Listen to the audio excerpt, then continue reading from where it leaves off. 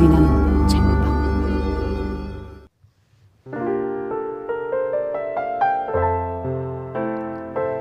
안녕하세요. 소리나는 책방 배작가입니다. 네. 3월이에요. 네.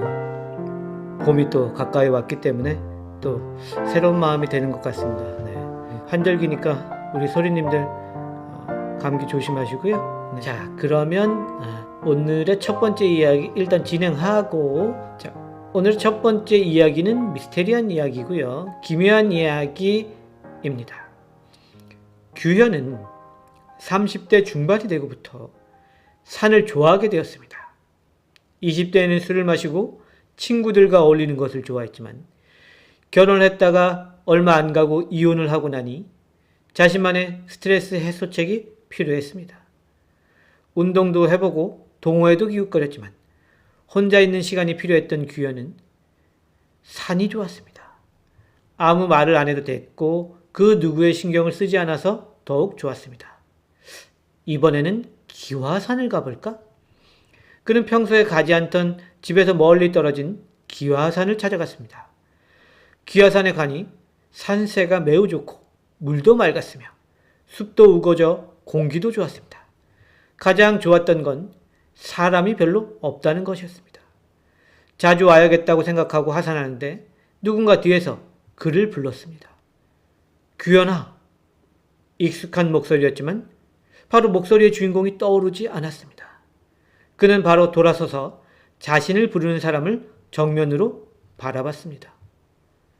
설마 너 유정이? 그를 부른 사람은 놀랍게도 대학 때 그와 2년이나 사귀었던 유정이었습니다. 규현이 군대에 다녀오고 유정은 졸업하고 그런 과정 속에서 흐지부지 헤어졌던 전 여친이었습니다. 너도 혼자 산다뇨? 규현의 말에 유정은 배시시 웃음만 보였습니다. 둘은 자연스럽게 근처 바위에 걸터 앉아 이런저런 이야기를 나누었죠. 그리고 다음 주 같은 시각에 또 만나기로 하고 헤어졌습니다. 규현의 가슴이 오랜만에 설렜죠. 규현이 그토록 기다리던 주말이 오고 규현은 또 그녀를 만났습니다. 규현은 언뜻 다시 그녀와 만나고 싶다는 뜻을 밝혔지만 유정은 역시 배시시 웃을 뿐이었습니다. 내가 너무 섣불리 얘기했나?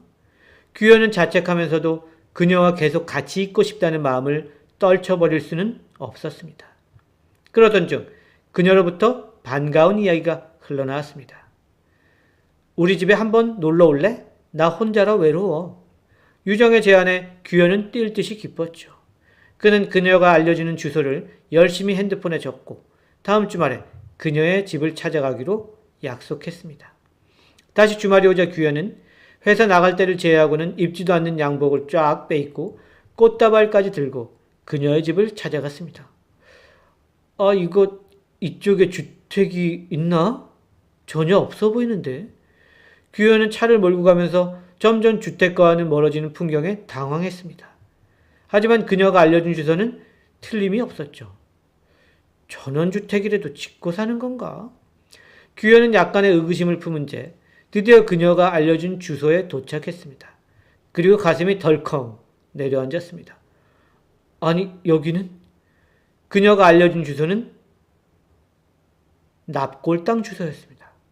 규현은 서둘러 납골당 안으로 들어갔고 그곳에서 유정의 납골묘를 어렵지 않게 찾을 수 있었습니다. 도대체 이게 무슨... 도저히 납득할 수 없었던 그는 대학 동창들을 수소문해 유정의 소식을 알아봤지만 그들의 대답은 한결같았습니다.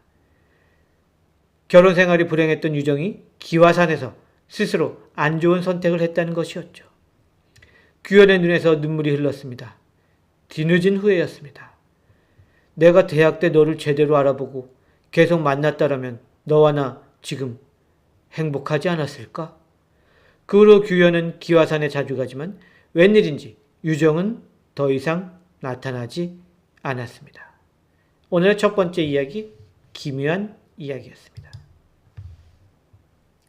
네, 자, 그러면 또 두 번째 이야기 한번 가볼게요. 자, 오늘의 두 번째 이야기는 어떤 무당 어머니의 예언과 관련된 이야기입니다. 무서운 이야기고요. 지금부터 시작하겠습니다. 제법 유명한 무당이었던 선녀보살은 죽기 직전에 아들 진성에게 유언을 남겼습니다. 절대 너보다 키 작은 여자와는 결혼하지 말거라. 조금 이상한 유언이었지만 좀 납득하기도 힘들었죠. 진성은 본인의 키가 175여서 자신보다 작은 여자를 찾기가 쉽지가 않을 것 같았어요. 하지만 어머니가 워낙 신기가 뛰어난 무당이었던지라 그 뜻을 거역하기는 힘들었습니다. 문제는 앞서 얘기했지만 키 175 이상인 여자를 찾기 쉽지 않다는 점이었죠. 혹여 찾았다고 해도 그의 마음에 들지 않거나 상대가 진성을 마음에 안 들어하기 일쑤였어요. 그러다 보니 그가 자신보다 키 큰 여자를 찾는다는 건 진성 지인들도 모두 알 정도였어요. 이상한 눈으로 봤던 거죠. 왜 이렇게 키 큰 여자를 찾는 거야? 이런 이야기들이 흘러다녔죠. 어쨌든 그렇게 시간은 흘렀고 35이 다 된 때에 진성은 한 여자를 만나게 되었습니다. 정확히 이야기하면 한 여자가 그를 찾아왔던 것이었죠. 혹시 진성 씨 어머님이 선녀보살 맞으시죠? 주희라는 사람이었는데 그녀는 자신의 부모가 진성의 어머니인 선녀보살의 점괘로 어려움을 극복하고 지금은 해외에서 사업을 하고 계신다고 말했습니다. 그런데 어떻게 저를 알고 찾아오셨어요? 진성의 질문에 주희는 우연히 알게 되었다며 그에게 감사의 의미로 밥을 한 끼 산다고 했어요. 주희는 꽤나 미인이었고요. 진성보다 키가 커 보였어요. 진성의 마음이 움직인 건 어찌 보면 당연한 일이었죠. 주희와 식사를 하고 차까지 마시고 나니 진성은 금세 그녀가 좋아졌습니다. 다행히 주희도 진성을 싫어하는 것 같지 않았습니다. 그런 까닭에 두 사람은 그 후에도 꾸준히 만났습니다. 그런데 주희 씨 키가 정확히 몇 센치예요? 저요? 176이요. 좀 크죠? 아니요.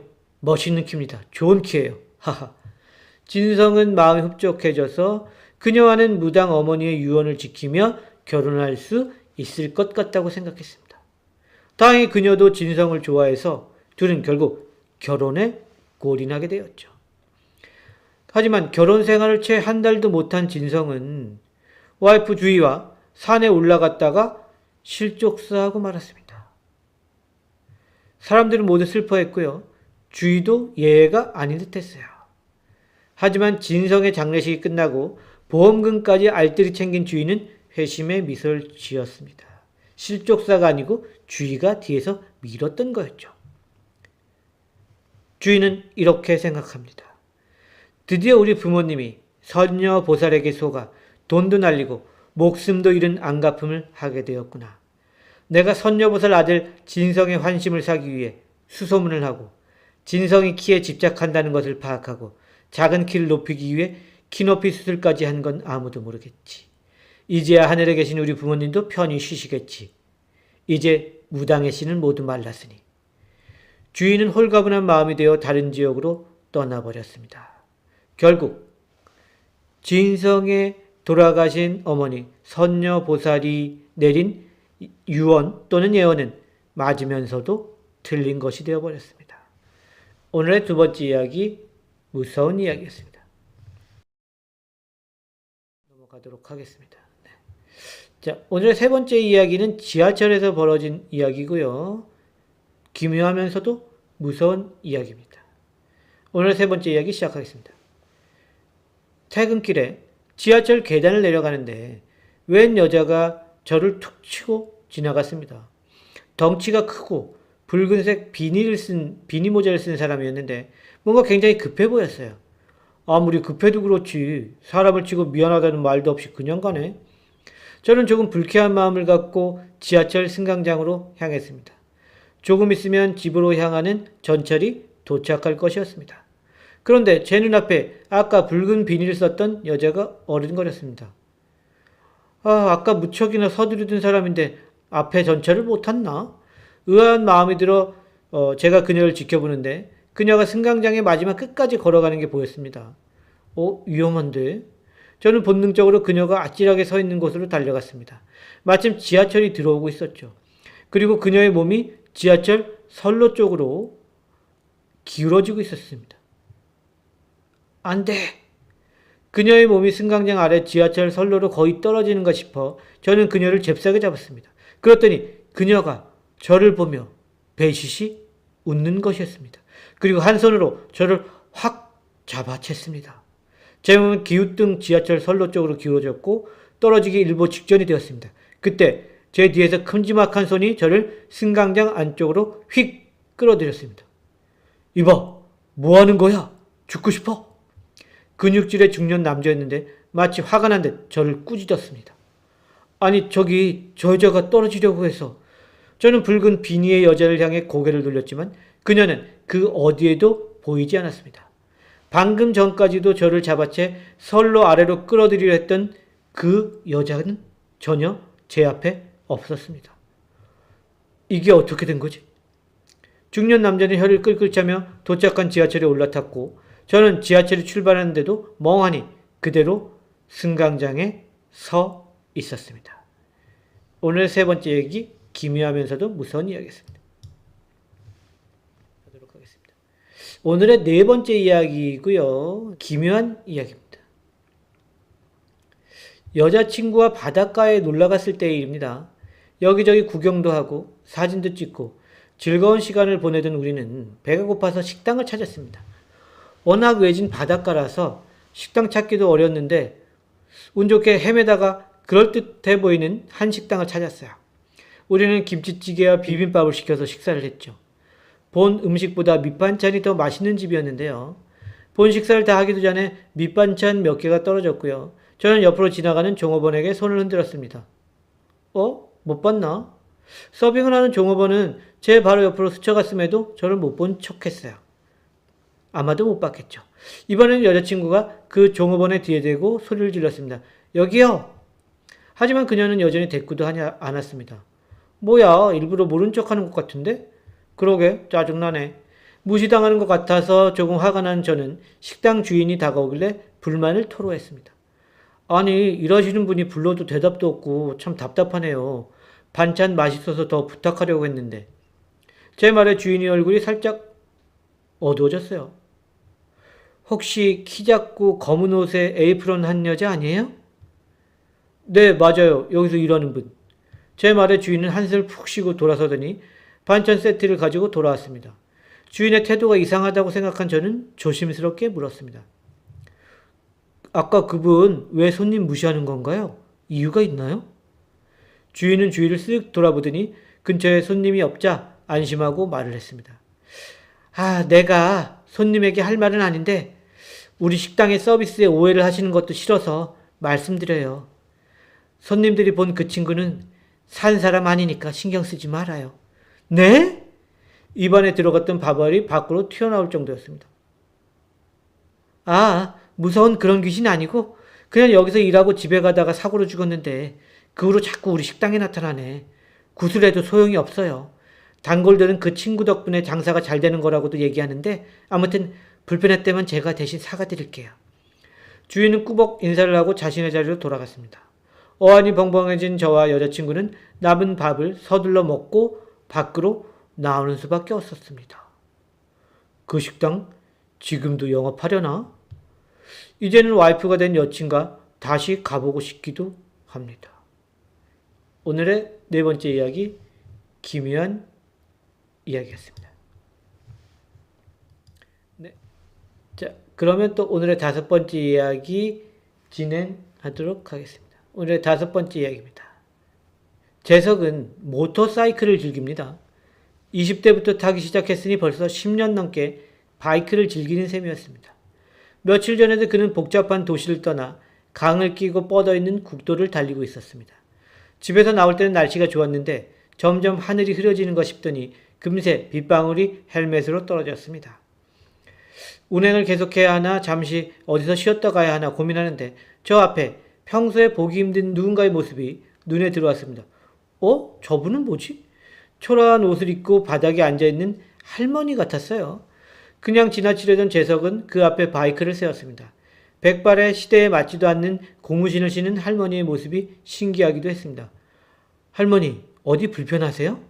재석이 묻자 할머니는 기다렸다는 듯 자신의 상황을 설명했습니다.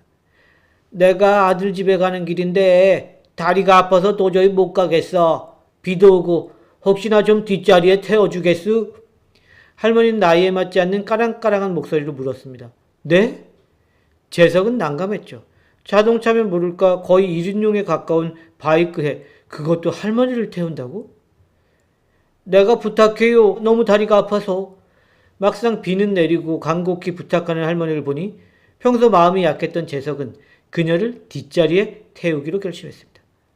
할머니, 아드님 댁이 어딘데요? 아, 저기 앞으로 가면 돼요. 할머니가 가리킨 방향은 재석이 가고자 하는 방향과 정반대였습니다. 아, 그렇군요. 그럼 일단 출발하겠습니다. 재석은 할머니를 태우고 방향을 반대로 돌려 바이크를 운전했습니다.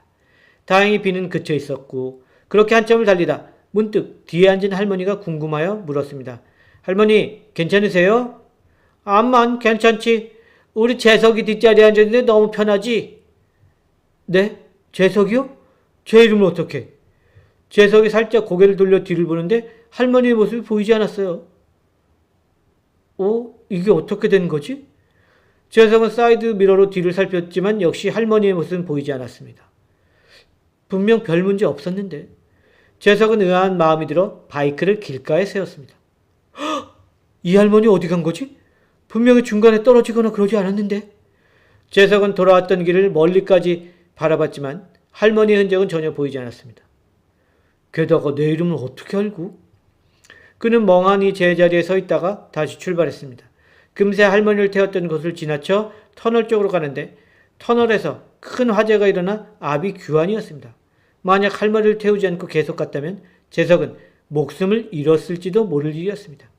뭔가 이상하다 생각한 재석은 집에 돌아와 시골에 계신 어머니께 전화를 했습니다. 이러저러한 일을 겪었다고 상황을 설명하니 어머니가 놀란 목소리를 물었습니다. 혹시 백발에 목소리가 까랑까랑하고 눈은 나이에 비해 빛나고. 네, 맞아요. 제 이름까지 알 텐데요.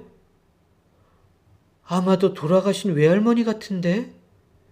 외할머니는 제가 2살 정도 되었을 때 지병으로 돌아가셨기 때문에 저는 얼굴을 알지 못했습니다. 설마. 재석은 믿기 힘들었지만 그렇다고 부정할 수도 없었어요. 그 할머니가 아니었다면 재석은 죽었을 수도 있습니다. 게다가 그 할머니는 연기처럼 사라졌습니다. 재석의 이름까지 알고 이 정도면 그 할머니는 재석의 돌아가신 할머니가 아닐까 이렇게 생각을 했습니다. 그 후에 시골에 있는 부모님 댁에 찾아가서 할머니의 옛 얼굴을 보니 재석이 보았던 그 할머니가 맞았습니다.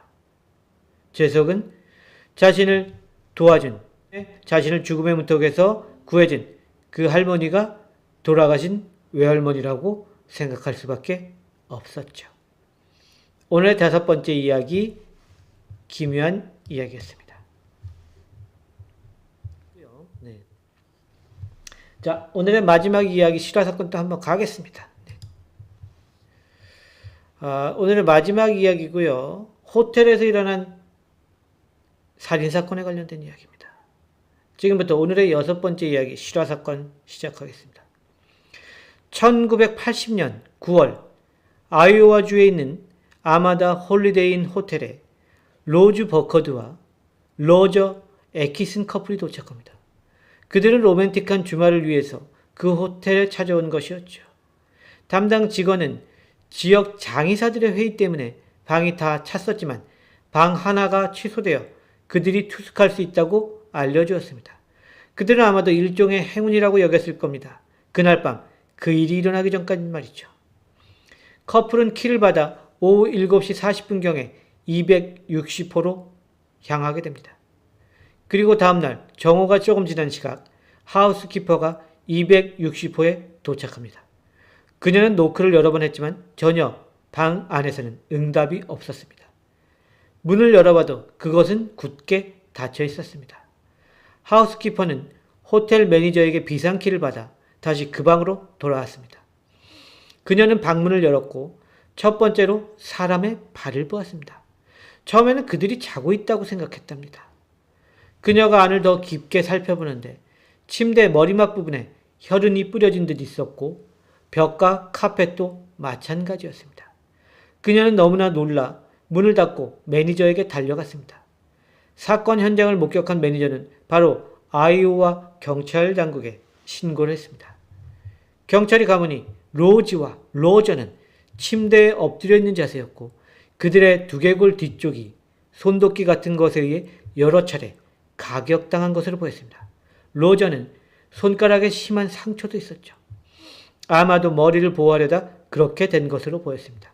그런데 기이한 것은 그 방에 침입자가 억지로 들어온 흔적이 전혀 없었다라는 겁니다. 아마도 순순히 커플이 문을 열어준 것으로 추정되는데요. 무슨 이유 때문에 그랬을까요? 사건 현장을 좀 더 자세히 살펴보면 침대 옆에 의자 2개가 놓여 있었고요. 아마도 그것은 범인이 그들을 죽이기 전에 대화를 나누었던 것으로 보이는 증거였습니다. 그리고 또 다른 이상한 증거로는 범인으로 추정되는 인물이 욕실의 비누를 조각해서 욕실 거울에 THIS, THIS라는 한 단어를 썼다는 겁니다. 이 THIS라는 표시 때문에 이 사건은 더 기이한 사건으로 알려지게 되었는데요. 그래서인지 그들의 죽음 후에 많은 루머가 떠돌았습니다. 주로 범인이 누구냐는 것이었는데요. 그중 가장 유력한 사람으로 꼽히는 사람은 로저의 삼촌이었습니다. 로저의 삼촌은 연쇄살인범으로 그 사건이 일어나기 얼마 전 네브래스카 정신병원에서 탈출한 상태였습니다. 하지만 이렇다 할 증거를 못 잡았는지 로저의 삼촌은 경찰에 구속되지 않았고 그 사건은 여전히 현재까지도 미제로 남아있습니다. 과연 범인이 적어놓은 디스의 의미는 무엇이었을까요? 오늘의 마지막 이야기, 실화 사건이었습니다. 실제 미국에서 벌어졌던 실화 사건이었고요. 네. 굉장히 제가 보기에도 기묘한 사건이지 않나. 왜 범인은 굳이 비누 조각을 해서 디스라고 썼을까? THIS.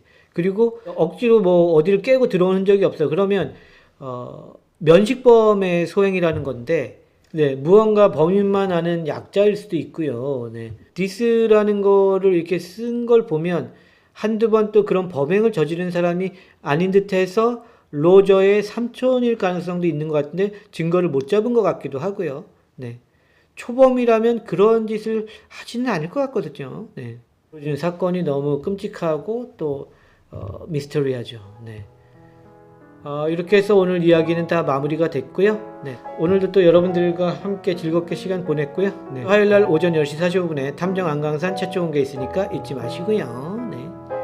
소리나는 책방 라이브는 2주 후에 또 진행이 되고요. 네, 안강산도 나가고 또 사포 작가님 작품도 또 나가니까 네. 재밌게 봐주셨으면 좋겠습니다. 자, 그러면 저도 이제 들어가 보겠습니다. 네. 오늘 여러분들과 함께해서 너무너무 행복했고요. 네. 지금까지 소리나는 책방 메인 작가 배 작가였습니다. 다음에 만나요. 바이.